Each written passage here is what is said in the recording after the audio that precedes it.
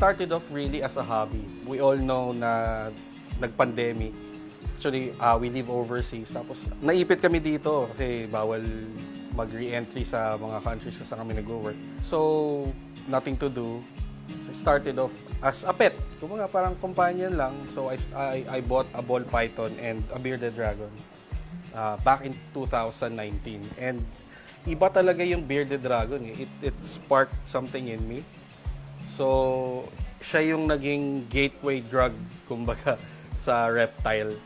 I started off buying one, pero yung feeling na you can't get enough. Kasi parang ang dami niyang color, ang dami niyang morph. There's so many genes that you can have. So parang collection lang siya nung una, 2019, and then nung 2020, medyo napadami na yung alaga. So we decided to breed.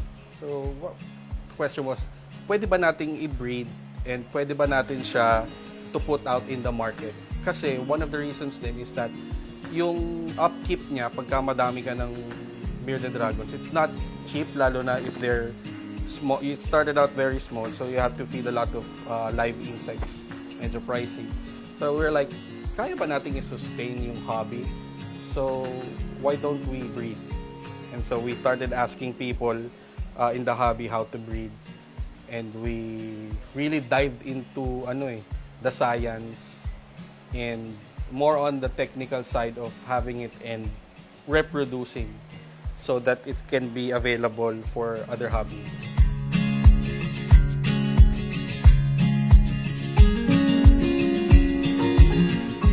Sabi ko, they're really close to the closest thing you can have to a real dragon. So I was like, I need more.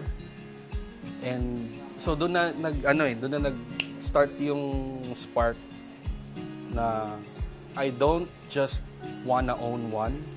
I want more, and I want to know more about them, to how to keep them and how to introduce them to people as well. Kasi syempre pag passion natin, we wanna share it all the time. So yun, doon siya nagsimula. Yung road medyo bumpy, but this is where we are now.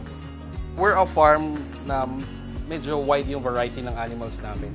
But we're only allowed to sell certain reptiles. So bearded dragons are our specialty because we breed them. We have a lot. We're breeding them all year round.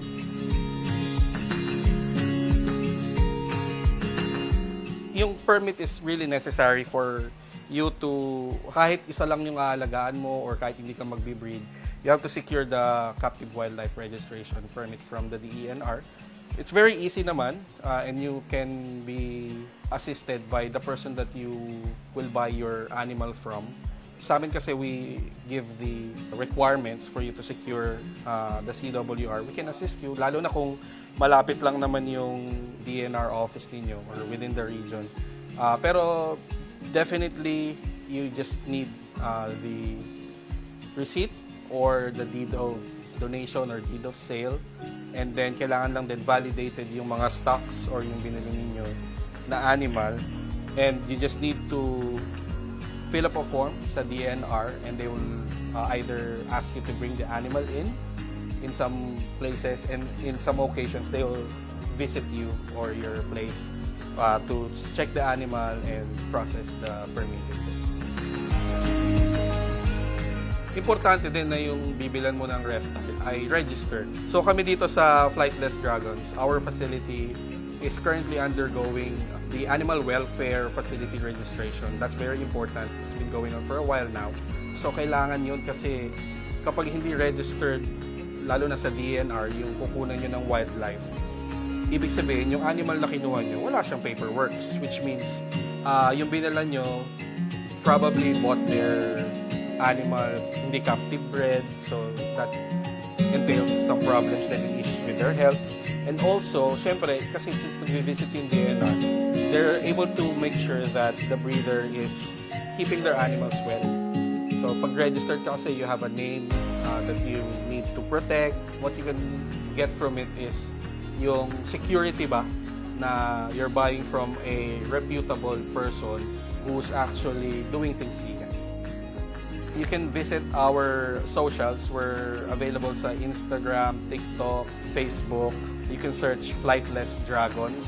And also, if you want to visit us, we're located here sa Malolos City, Bulacan. We're roughly 5 minutes away from the Tabang exit. So very easy to locate. Malapit lang kami sa SNR dito sa Malolos. And you can visit our facility. Of course, you need to contact us so that we can accommodate you. Our numbers are available din sa aming mga pages. Also, you can directly message us sa Facebook, Instagram, or TikTok so that we can schedule your visit and you can take a look at our animals.